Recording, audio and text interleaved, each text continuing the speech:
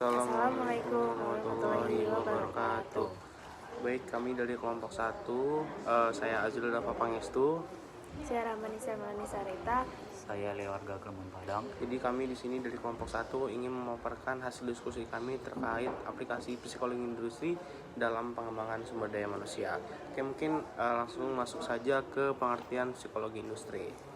Pengertian psikologi industri itu yang pertama dan menurut Manchinsky, jadi psikologi industri ini berfokus pada pemahaman dan pengelolaan hubungan antara manusia dan juga pekerjaan dengan tujuan untuk meningkatkan efektivitas organisasi sekaligus kesejahteraan si individu. Nah, dengan demikian penerapan psikologi industri ini dalam pengelolaan SDM tidak hanya berorientasi pada peningkatan produktivitas saja, tetapi juga memperhatikan keseimbangan antara kebutuhan organisasi dan juga kebutuhan psikologis dari karyawan. Dan kita masuk ke teori penting dalam penerapan. Yang pertama itu ada teori kebutuhan Maslow. Di sini Maslow itu menjelaskan hierarki kebutuhan manusia mulai dari kebutuhan dasar hingga aktualisasi diri. Terus yang kedua itu ada faktor Herzberg. Di sini Herzberg itu membedakan antara faktor yang menyebabkan kepuasan dan ketidakpuasan bekerja. Yang terakhir itu ada teori karakteristik pekerjaan yang dipaparkan oleh Heckman dan Oldham. Di sini menyebutkan bahwa desain pekerjaan itu yang baik dapat meningkatkan motivasi intrinsik. Selanjutnya kita ke aplikasi psikologi industri dalam pengelolaan SDM itu sendiri. Yang pertama itu tentu saja ada rekrutmen dan seleksi. Dan di psikologi industri ini membantu organisasi itu dalam proses seleksi yang objektif dan juga efisien melalui tes psikologis, wawancara yang berbasis kompetensi, juga dalam analisis jabatan. Oke, baik, selanjutnya itu yang kedua adalah pelatihan dan juga pengembangan, di mana setelah proses seleksi, psikologi industri juga berperan dalam merancang program pelatihan berbasis kebutuhan atau training need analysis, yang mana prinsip ini pembelajaran dari teori behavioristik dan juga sosial yang digunakan untuk meningkatkan efektivitas dari pelatihan. Nah, kemudian yang ketiga adalah evaluasi dan juga penilaian kinerja, di mana psikologi industri ini dapat menekankan penilaian kinerja yang objektif dan juga berbasis perilaku, bukan sekedar hasil akhir. Salah satu metode populer adalah Behaviorally Engineered Rating Scale atau BARS, yang menilai perilaku hanya berdasar standar yang terukur. Selain itu, sistem penilaian 360 derajat digunakan untuk memperoleh umpan balik dari berbagai pihak, sehingga hasil akhirnya lebih akurat.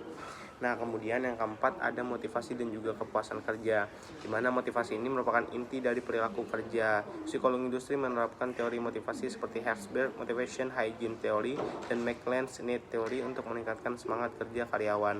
Organisasi dapat menerapkan sistem penghargaan atau reward system yang adil dan juga relevan dengan kebutuhan individu.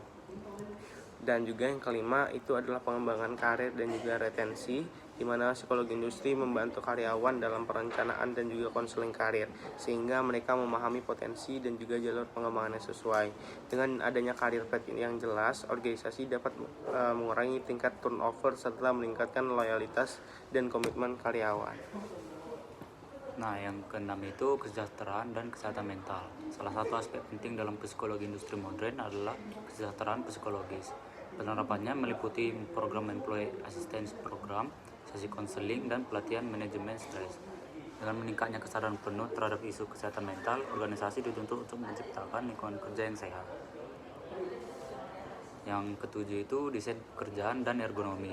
Psikologi industri juga berperan dalam merancang pekerjaan agar sesuai dengan kemampuan manusia dan tidak menimbulkan kelelahan atau kebosanan. Konsep ergonomi digunakan untuk menyesuaikan alat, sistem, dan lingkungan kerja dengan karakteristik manusia sehingga meningkatkan efisiensi sekaligus kenyamanan. Nah, dampak penerapan psikologi industri terhadap kinerja organisasi ini dalam pengelolaan SDM memberikan pengaruh besar terhadap keberhasilan organisasi melalui pemahaman ilmiah terhadap perilaku manusia di tempat kerja. Organisasi mampu meningkatkan produktivitas, kepuasan, dan kesejahteraan karyawan secara seimbang. Psikologi industri ini tidak hanya fokus pada peningkatan produktivitas, tetapi juga berperan dalam membentuk lingkungan kerja yang mendukung kesejahteraan mental serta kepuasan kerja karyawan. Jadi kesimpulan dari presentasi kami di sini, aplikasi psikologi industri itu dalam pengelolaan SDM merupakan pendekatan strategis untuk mencapai keseimbangan antara tujuan organisasi dan kebutuhan manusia di dalamnya. Melalui penerapan metode ilmiah, organisasi dapat menyeleksi, mengembangkan, dan mempertahankan karyawan dengan cara yang lebih efektif dan manusiawi. Dengan demikian, psikologi industri bukan hanya alat manajerial, tapi juga filosofi kerja yang menempatkan manusia sebagai pusat produktivitas dan keberlanjutan organisasi. Oke, baik, itu tadi pemaparan materi dan juga hasil diskusi dari kelompok kami. Jadi selanjutnya itu kami ingin menjawab pertanyaan dari beberapa teman-teman kemarin sewaktu kami presentasi kemarin.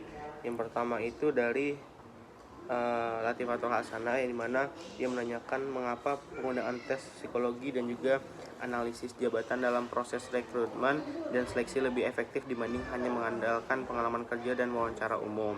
Nah, di sini kami menjawab penggunaan tes psikologi dalam analisis jabatan lebih efektif karena mampu mengukur aspek psikologis yang tidak selalu terlihat dari pengalaman kerja seperti intelijensi, kemudian kepribadian, bakat, dan juga motivasi.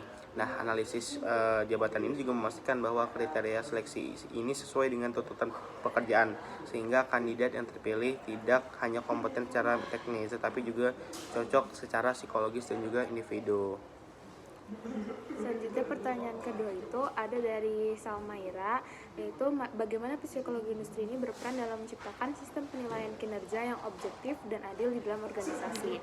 Nah, psikologi industri ini berperan dengan mengembangkan alat ukur kinerja yang berbasis indikator perilaku, kompetensi, dan hasil kerja yang terstandar. Jadi, penilaian itu tidak hanya fokus pada outputnya, tetapi juga pada proses kerjanya si karyawan, motivasi, dan juga bagaimana dia bekerja sama dengan tim. Jadi dengan pendekatan ini, evaluasi kinerja itu menjadi lebih objektif dan mengurangi bias adanya subjektivitas dari atasan kepada si karyawan itu, dan meningkatkan kepercayaan karyawan terhadap sistem manajemen kinerja yang ada.